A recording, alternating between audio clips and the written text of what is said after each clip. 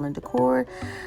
Let's get started. So we have our supplies that I got mostly at the Dollar Tree, and my candy that I got at the grocery outlet. So you can see we have a container, we have floral foam, we have garland and ribbon, lollipop sticks, as well as my handy dandy glue gun. All right, so I have a piece of floral foam. Actually, this is a piece of foam that I had left over from a different arrangement, and I am just going to glue that down into the center. I actually made a cardboard cutout. I just traced the container and cut just above around that rim, so I could use the foam without having to fill the whole container.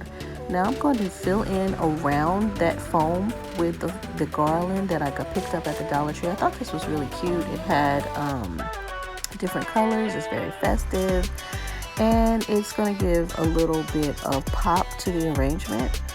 All right, this container I thought was really cute. It looks like a basket, but it's a metal container. So I'm going to go around the rim of this container using some hot glue. And I would say please be careful with this because it actually is hot.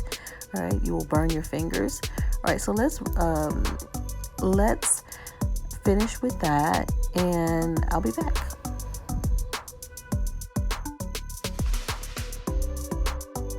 Adorners. So I'm going to take some of this cute ribbon, the polka dot hot pink fuchsia ribbon that I found at the Dollar Tree, and I'm going to go around the container, and then I'm going to be adding a bow. I basically have two loops that I created,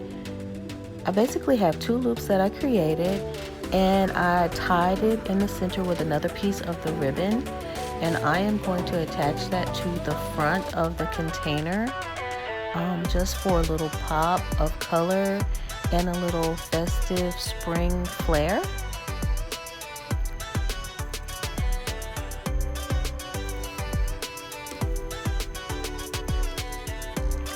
All right, so now that we have our ribbon, we have, I picked up a bunch of different candy from my local grocery outlet.